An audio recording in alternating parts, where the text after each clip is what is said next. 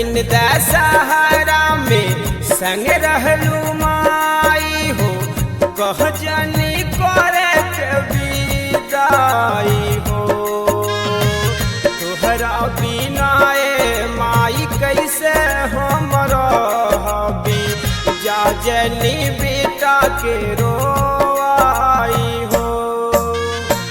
10 दिन दशहरा में संग रहलू माई हो, कह जानी करे के विदाई हो। तोहरा बिना ए माई कैसे हम रहबी, जा जनी बेटा के रोआई हो।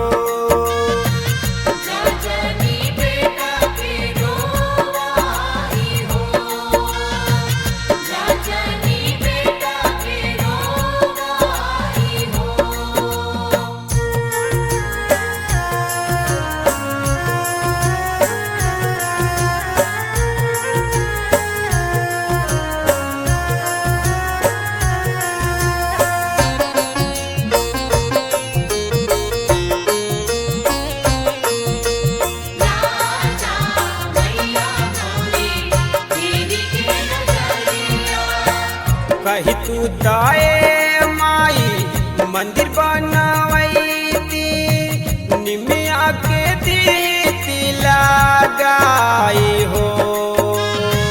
ताही तरह माई झुलुहा लगैती, झुलुहा झूलैती गीत गाई हो।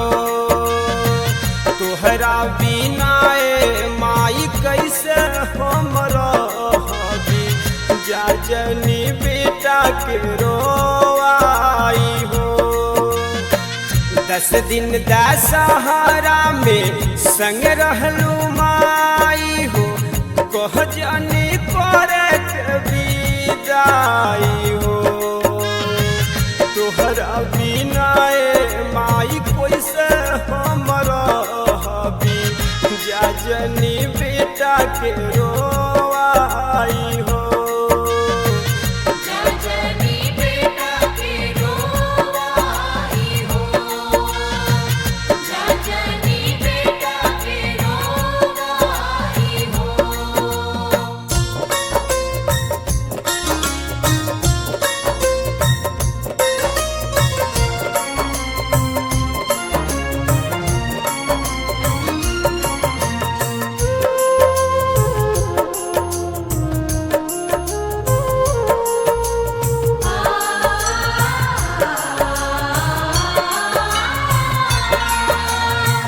लाले को डोली अपना हाथे बनैती, किन लेती लाल का हार हो।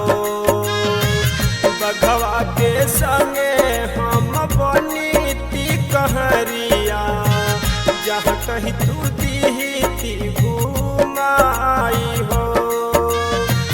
तोहरा बिना ए माई कैसे हम रहबी, जा जनी बेटा के रोआई हो। 10 दिन दशहरा में संग रहलू माई हो, कह जानी करे के विदाई हो। तोहरा बिना ए माई कैसे हम रहबी, जा जनी बेटा के रोआई हो।